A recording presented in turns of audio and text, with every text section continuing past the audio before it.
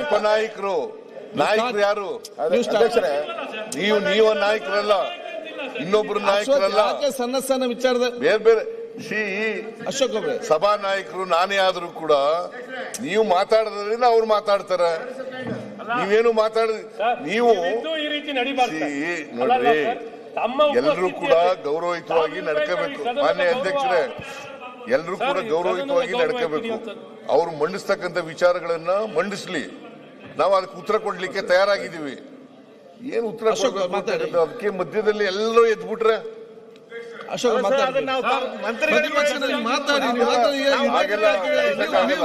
ನಿಯಮಾವಳಿಗಳ ಪ್ರಕಾರ ನಡಿಬೇಕು. ಸದನ ನಿಯಮಾವಳಿಗಳ ಪ್ರಕಾರ ನಡಿಬೇಕು. ಅದು ಬಿಟ್ಬಿಟ್ಟು ಎಲ್ಲರೂ ಒಂದೇ ಸಾರಿ ಎದ್ಬಿಟ್ರೆ ನಿಮ್ಮ ಉದ್ದೇಶ ನನಗೆ ಅರ್ಥ ಆಗುತ್ತೆ. ನೀವು ಈಗ ವಿರೋಧ ಪಕ್ಷದ ನಾಯಕರು ಮಾತಾಡ್ತಾ ಇದ್ದಾರೆ, ಅವ್ರಿಗೆ ಶಕ್ತಿ ಇದೆ, ಮಾತಾಡೋಕ್ಕೆ ಶಕ್ತಿ ಇದೆ, ಉತ್ತರ ಕೊಡಲಿಕ್ಕೆ ಶಕ್ತಿ ಇದೆ. ನಮ್ಮಲ್ಲಿ ಏನೇ ಹೇಳಿದ್ರು ಕೂಡ ಅದಕ್ಕೆ ಉತ್ತರ ಕೊಡ್ತಕ್ಕಂಥ ಶಕ್ತಿ ಅವ್ರಿಗಿದೆ. ಅವ್ರ ಜೊತೆಗೆ ನೀವೆಲ್ಲ ಯಾಕೆ ಎದ್ದೇಳಿರಿ? ಹಂಗೇನೆ ನಮ್ಮ ಕಡೆವರೆಗೂ ಕೂಡ ಹೇಳ್ತೀನಿ, ನಾನು ನಮ್ಮ ಕಡೆವರೆಗೂ ಕೂಡ ಹೇಳ್ತೀನಿ.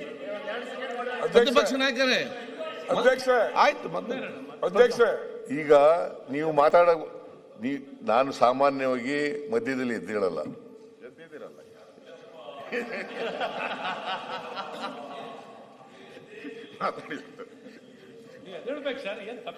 ಇಲ್ಲ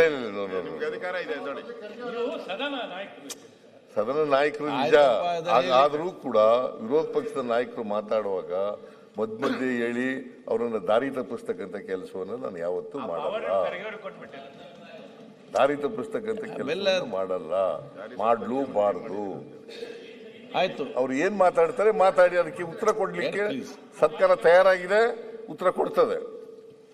ಸನ್ಮಾನ್ಯ ಅಧ್ಯಕ್ಷರೇ, ನಾವು ಸದನದ ಒಂದು ಮರ್ಯಾದೆಯನ್ನ ಕಾಪಾಡಬೇಕು ಅಂತ ತಾವು ಹೇಳಿದ್ದೀರಾ, ಅದು ಚರ್ಚೆ ಆಗಿದೆ.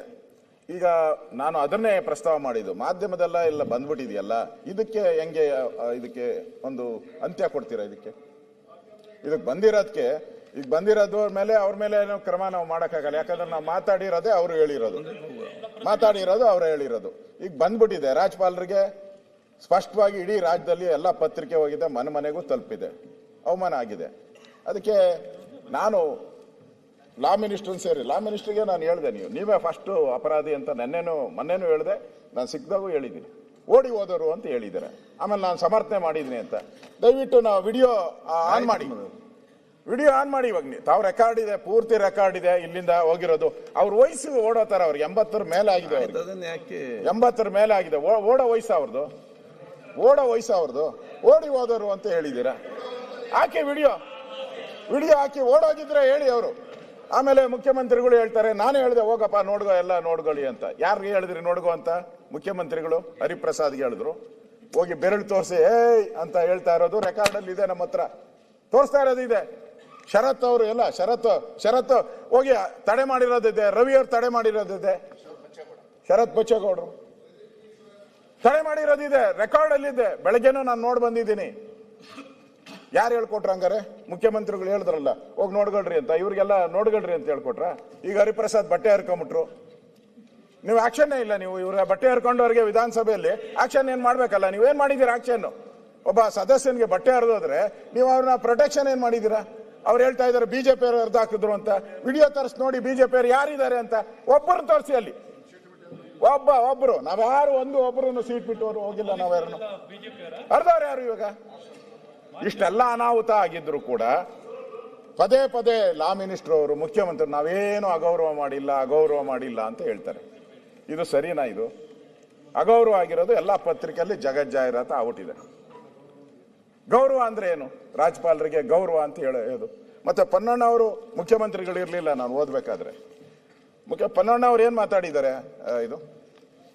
ಅವ್ರು ಸ್ಪಷ್ಟವಾಗಿ ಹೇಳಿದ್ದಾರೆ, ಅವರಿಗೆ ಯಾಕೆ ಅಷ್ಟು ಆತಂಕ, ಯಾಕೆ ಅಷ್ಟು ಭಯ ಇಲ್ಲಿ ಬರಕ್ಕೆ ರಾಜ್ಯಪಾಲರಿಗೆ? ಸರಿನಾ? ನೀವೇ ಹೇಳಿ. ಭಯದಿಂದ ಬಂದಿದ್ರೆ ಇದೇನಾದ್ರೆ ಇದು ಸಭೆ ಏನಕ್ಕೆ ನಡೆಸ್ಬೇಕು? ನಾವು ಭಯದಿಂದ ಬರಕ್ಕೇನು ಇದು ಏನು ನಾವು ಹೇಳ್ಬಾರ್ದು ಆ ಪದಗಳನ್ನ? ತಾಣನ ಇದೆ ಯಾವ್ದಾರ? ಇಲ್ಲಿ ಗನ್ನಿಟ್ಕೊಂಡು ಯಾರನ್ನ ನಿಂತ್ಕೊಂಡಿದಾರ? ಏನೂ ಇಲ್ಲ. ನೀವು ಇಷ್ಟೆಲ್ಲ ಆಗಿ ಅವ್ರಿಗೆ ಅವಮಾನ ಮಾಡಿಬಿಟ್ಟು ಒಂದು ಕ್ಷಮಾಪಣೆ ಕೇಳಕ್ಕೆ ನಿಮಗೆ ಸರ್ಕಾರಕ್ಕೆ ಆಗಿಲ್ಲ ಇದುವರೆಗೂ ಅಂತ ಹೇಳಿದ್ರೆ ಇದನ್ನ ಸದನ ಅಂತ ಹೇಳ್ಬೇಕಾ? ಬಂದ್ಬಿಟ್ಟಿದೆ ಅಲ್ಲ ಇದ್ ಕಡೆನು. ಅದಕ್ಕೆ ನಾವು ನಿರ್ಣಯ ಮಾಡಿ ದಯವಿಟ್ಟು ನೀವು ನಾನು ನೋಡಿದೆ ಕೇಂದ್ರ ಸರ್ಕಾರದ ಬಗ್ಗೆ ಇದುವರೆಗೂ 25 ಎಷ್ಟೋ ಮಾಡಿದ್ದಾರೆ, ಏನು ಖಂಡಿಸಿ ನಿರ್ಣಯಗಳು ಕೇಂದ್ರ ಸರ್ಕಾರದ. ಅದು ಬೇಡ, ಎಲ್ಲನೋ ಹೋಗ್ಲಿ, ಇದು ಬೇಡ, ವಿಷಾದ ಮಾಡಿ, ಆಗಿರೋ ಘಟನೆ ಬಗ್ಗೆ ವಿಷಾದ ವ್ಯಕ್ತ ಮಾಡಿ. ನೀವು ಸರ್ಕಾರ ಹಿಂಗಾಗಿದೆ ವಿಷಾದ ಅಂತೇಳಿ ಅಂದ್ರೆ ನಾವು ಗವರ್ನರ್ನವ್ರನ್ನ ಮೊದಲ ಪ್ರಜೆ ಅಂತ ಹೇಳ್ತೀರಿ. ನಾವು ಇಲ್ಲಿ ಮಾಡಿದ್ದು ಬಿಲ್ಗಳನ್ನೆಲ್ಲ ಅಲ್ಲಿ ಪಾಸ್ ಆಗಬೇಕು, ಅವ್ರ ಆದೇಶದ ಮೇಲೇನೆ ಎಲ್ಲ ಹೋಗುವಂಥದ್ದು ತಮಗೂ ಗೊತ್ತಿದೆ. ಇಷ್ಟೆಲ್ಲ ಇದ್ರೂ ಕೂಡ ಅವ್ರನ್ನ ಇಲ್ಲ ಈ ಒಂದು ವೇದಿಕೆ ಮೇಲೆ ಅಲ್ಲಿ ಕೂತರಿಸಿ, ತಮ್ಮ ಸ್ಥಾನದಲ್ಲಿ ಕೂತರಿಸಿ, ಅವರು ಹೋಗ್ಬೇಕಾದ್ರೆ ಓಡೋದ್ರು ಅಂತೇಳಿ, ಅವ್ರಿಗೆ ಭಯದಿಂದ ಬಂದರು ಅಂತೇಳಿ, ಅವ್ರಿಗೆ ಕಾನೂನು ಅಡಿಯಲ್ಲಿ ಅವ್ರಿಗೆ ಅವಕಾಶ ಇಲ್ಲ ಅಂತೇಳಿ ಅವ್ರನ್ನ ತಡೆಯುವಂಥ ಪ್ರಯತ್ನ ಮಾಡಿದ್ರು, ಯಾರು ಅವರ ಸಹಾಯಕ್ಕೆ ಹೋಗಲಿಲ್ಲ. ಇಷ್ಟೆಲ್ಲ ಅನಾಹುತ ಆದ್ರೂ ಕೂಡ ಸರ್ಕಾರ ಆಗಿರೋದು ತಪ್ಪು ಅಂತ ಅನ್ಸ್ಲೇ ಇಲ್ಲಲ್ಲ ಸರ್ಕಾರಕ್ಕೆ. ಇಷ್ಟಾದ್ರೂ ಕೂಡ ವಂದನಾ ನಿರ್ಣಯವನೋ ಖಂಡನಾ ನಿರ್ಣಯವನೋ ಅಂತ ಬಂದಿದೆ ಪತ್ರಿಕೆಯಲ್ಲಿ. ತಾವೇನ್ ಮಾಡಿದಿರ ಈಗ ಬಂದ್ಬಿಟ್ಟಿದೆ ಪತ್ರಿಕೆಯಲ್ಲಿ ವಂದನಾ. ಈಗ ಏನ್ ನಮಗೂ ಅರ್ಥ ಆಗ್ತಾ ಇಲ್ಲ, ಇದು ವಂದನಾ ನಿರ್ಣಯನೋ ಖಂಡನಾ ನಿರ್ಣಯ. ಆ ಕಡೆಯವರೆಲ್ಲ ಖಂಡನಾ ನಿರ್ಣಯ ಮಾಡ್ತಾವ್ರೆ. ನಾನು ನೋಡಿದೆ, ಎಲ್ಲರೂ ಮಾತಾಡಿದವರೆಲ್ಲರೂ ಕೂಡ ರಾಜ್ಯಪಾಲರಿಗೆ ಅಗೌರವ ಮಾಡಿದ್ದಾರೆ, ಖಂಡನೆ ಮಾಡಿದ್ದಾರೆ, ಸರಿ ಇಲ್ಲ ರಾಜ್ಯಪಾಲರ ನಡೆನೆ ಅಂತ ಎಲ್ಲ ಇಬ್ಬರು ಮಾತಾಡಿದ್ದಾರೆ. ಇಬ್ರು ಇನ್ನೆಷ್ಟು 10 ಜನ ಮಾತಾಡ್ತಾರೋ ಎಲ್ಲರೂ ಅದೇ ಮಾತಾಡೋದು, ಅಲ್ಲೇರೇ ಮಾತಾಡೋದು. ಮತ್ತೆ ನೀವು ಪದೇ ಪದೇ ನನ್ನೇನು ಪ್ರಸ್ತಾವ ಮಾಡ್ತಾ ಇದ್ರು, ಯಾರು ಪ್ರದೀಪ್ ಮಾತಾಡ್ತಾ ಇದ್ರು ಗಾಂಧೀಜಿಗೆ ಅವಮಾನ ಅಂತೇಳಿ. ಸದನದಲ್ಲಿ ಅದೆಲ್ಲ ಯಾಕೆ ಹೇಳ್ಬೇಕು? ಆಚೆ ಕಡೆ ಹೇಳ್ಕೊಳ್ಳಿ, ನೀವೇನ್ ಬೇಕೋ. ನೆನ್ನೆ ಮಾಡಿದ್ರಿ ಧರಣಿ, ಹೇಳಿ ಆಚೆ ಕಡೆ. ಗಾಂಧೀಜಿಗೆ ಅವಮಾನ ಮಾಡಿದ್ರಿ, ನರೇಗಾ ತೆಗೆದಾಕಿದ್ರಿ, ಹೇಳಿ ಆಚೆ ಕಡೆ ಭಾಷಣ ಮಾಡಿ, ನಮ್ದೇನೋ ಅಭ್ಯಂತರ ಇಲ್ಲ. ಇಲ್ಲಿ ಈ ಸದನದಲ್ಲಿ ಬಂದು ನೀವು ಗಾಂಧೀಜಿಗೆ ಅವಮಾನ ಮಾಡಿದ್ರಿ ಅಂತ ಹೆಂಗೆ ಹೇಳ್ತೀರಾ ನೀವು?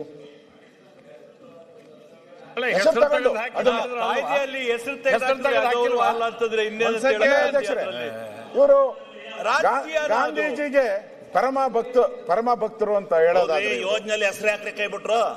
ಪರಮ ಭಕ್ತರು ಅನ್ನೋದಾದ್ರೆ ಯಾಕೆ ಕೈ ಬಿಟ್ರು ಕೇಳ್ತೀವಿ. ಗಾಂಧೀಜಿ ಏನು ಆ ಲೈಸೆನ್ಸ್ಗಳು ಶಿವಲಿಂಗ ಹೇಳ್ರೆ ಒಂದ್ ಸೆಕೆಂಡ್ ಅರ್ಥ ಆಗಲ್ಲ, ಕೂತ್ಕೊಳ್ಳಿ. ನಮ್ಮ ವಿಶ್ವನಾಥ್ ಪದೇ ಸುರೇಶ್ ಅವರೇ, ಸುರೇಶ್ ಯಾವ ಪಕ್ಷಕ್ಕೆ ಅರ್ಥ ಆಗಲ್ಲ ಶಿವಲಿಂಗ ಗೌಡ್ರೆ, ಬೇಕಾದ್ರೂ ಓದ್ತೀನಿ ನಾನು. ನ್ಯೂಸ್ ಫಸ್ಟ್ ನಿರ್ಭೀತಿಯಿಂದ ನಿಮ್ಮ ಪರವಾಗಿ.